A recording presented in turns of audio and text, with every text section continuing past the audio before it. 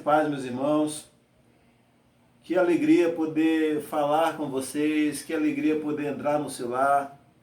E a gente tem vivido um tempo que as circunstâncias têm nos forçado a estarmos separados, mas o desejo de nos reunirmos é assim, muito grande. Eu estou com muita saudade dos irmãos.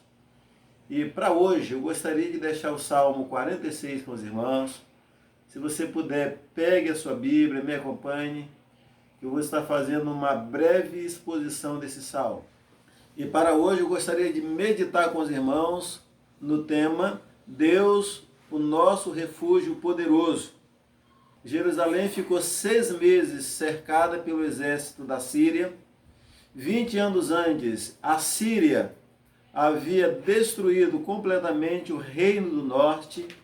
E agora, quando eles estão mantendo esse cerco na cidade de Jerusalém, já por 6 meses, um tempo difícil, e é após esse cerco que este salmo é composto. O rei da época era o rei Senaqueribe, um dos reis mais conquistador que a história nos dá conta.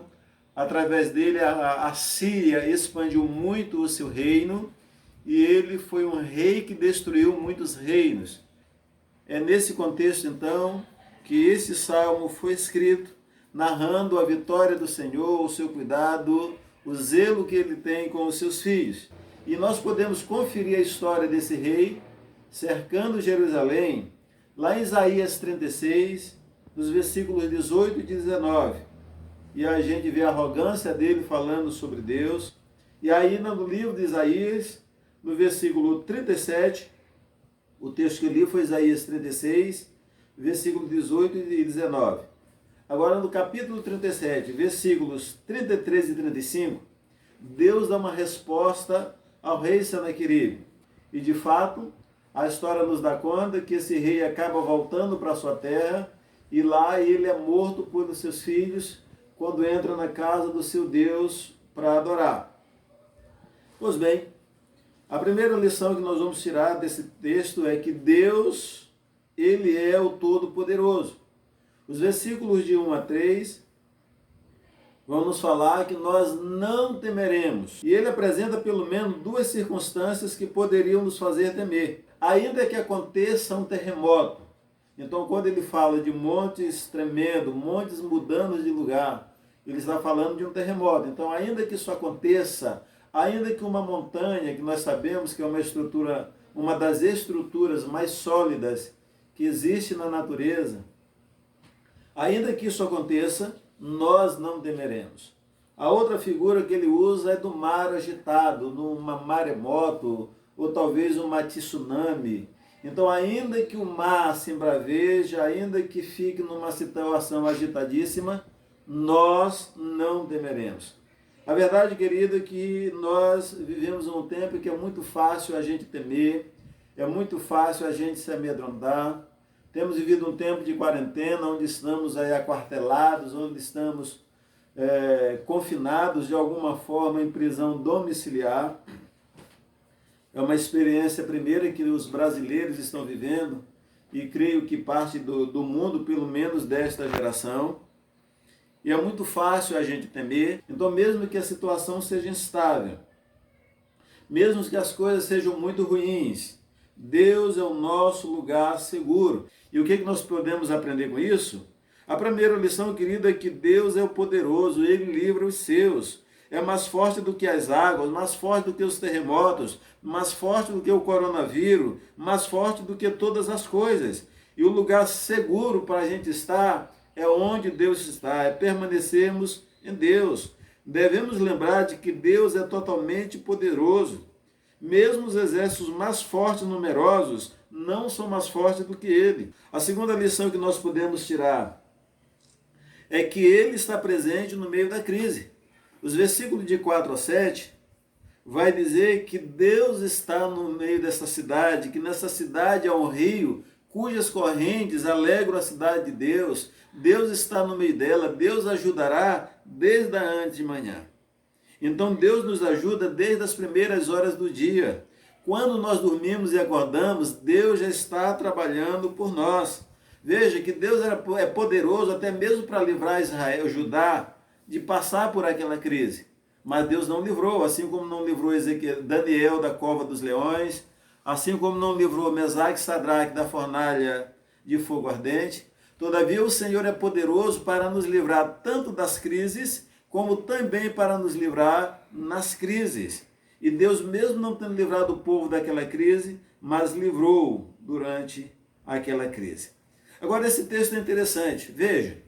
Está dizendo que há um rio cujas correntes alegram a cidade de Deus. Jerusalém não tem rio. Nos seus arredores também não tem rio. Então, do que o salmista está falando? Será que o salmista cometeu um erro? Não, na verdade ele está narrando uma situação. Um cerco numa cidade impedia que chegasse duas coisas: alimento e água. Então, depois de um tempo de cerco, não tendo comida, não tendo água, as cidades acabavam se rendendo por inanição. Ezequias, sabendo que o rei da Síria estava vindo, teve conselho com os seus conselheiros de guerra e eles decidiram tapar todas as fontes, segundo Crônicas 32, versículos 2 a 4. E isso eles fizeram. Então, a água que havia ao redor de Jerusalém, eles desviaram para dentro de Jerusalém e ele construiu o que a engenharia até hoje diz que é uma das maiores obras de engenharia, o aqueduto de Ezequias. E com isso ele fez um grande tanque dentro da cidade, que é chamado Tanque de Siloé, aquele mesmo que Jesus lá em João 9 manda o cego de nascença ir lavar os seus olhos lá. Então dentro da cidade há rio, a água, a cidade está abastecida. Então a linguagem que Ezequias está usando é esta: há um rio, ou seja, dentro da cidade, a provisão, o cuidado de Deus. Deus está ajudando esta cidade, e essa é a imagem que ele usa desse rio, ou seja, do pleno suplemento de água. A segunda lição é: lembre-se que ainda que você esteja cercado, Deus é o seu refúgio, Deus é que lhe ajuda, Ele é o seu ajudador. Ele lhe ajuda desde a antemanhã. Deus trabalha para aqueles que nele esperam. Você espera em Deus? Mas finalmente queria dizer ainda, os versículos 8 até o versículo 10, Deus age pelo seu povo. Pela manhã, quando o vigia se levanta e olha para o lado que estava o exército da Síria, ele vê as barracas, ele vê os cavalos, ele vê tudo, mas não vê o numeroso exército em pé. E ele olha mais uma vez, e o que ele vê é uma pilha de 185 mil cadáveres de soldados espalhados naquela planície. E por isso que ele então pronuncia o versículo 8, é o vigia da cidade falando: vinde, contemplai as obras do Senhor, que desolações tem feito ele na terra. E de fato, Deus tem feito grandes desolações na terra. Agora, o versículo 10 é o único verso que Deus fala. E Deus diz: aquietai-vos e sabei que eu sou Deus e serei exaltado entre as nações. Querido, Deus é o seu Deus, mas Deus também, Ele é o Deus sobre todas as coisas. Ele é o Deus sobre o problema, Ele é o Deus sobre a vida do rei Senaqueribe. Aquele rei se achava todo poderoso, mas Deus nos manda ficar quieto porque Ele vai ser exaltado entre os gentios.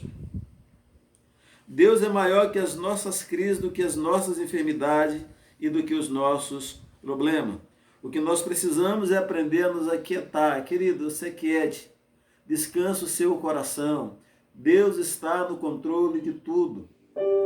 Com essa adoração, adorar ao Senhor e saber que todas as coisas que estão acontecendo aí é para o nosso bem. A palavra de Deus diz que a gente deve se aquietar, não se desesperar, não se entristecer. Vamos estar adorando ao Senhor com o cântico Estrela da Manhã. O Senhor é a nossa estrela da manhã, o Cordeiro Santo que nos traz a paz. Ele é o único capaz de trazer paz ao nosso coração nesse momento de tanta dificuldade, de tanto medo, de tanto pavor. Ele é a nossa paz.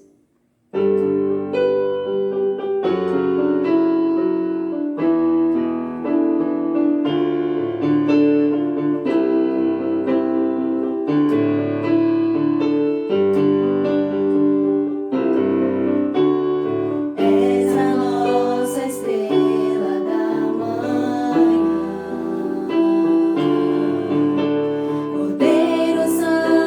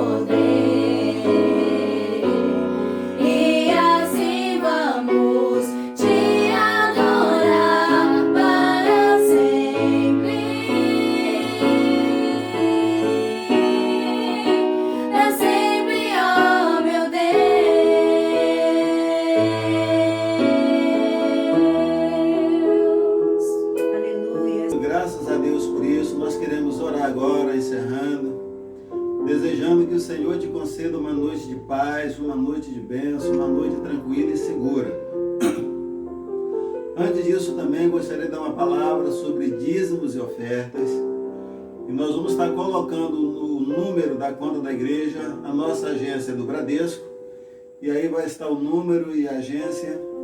E se você puder e quiser depositar, fique à vontade. Feche seus olhos, vamos orar. Deus bendito, Deus santo, glorificado é o teu nome.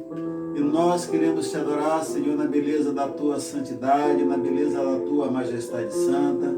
Que a mão do Senhor esteja repousando sobre os teus filhos, sobre a mão do teu povo. Aquele que está desanimado, que seja, Deus, animado pelo Senhor. Aquele que está enfraquecido, que seja fortalecido pelo Senhor. E que os nossos olhos continuem firmes sobre ti, sobre o Senhor a cada dia, a cada instante.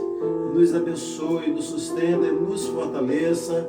Abençoe cada irmão, Deus, nesse tempo de luta, nesse tempo de adversidade. E que cada irmão possa sentir o teu conforto, o teu amparo e o teu cuidado. Em nome de Jesus, Deus nos abençoe, em nome de Jesus.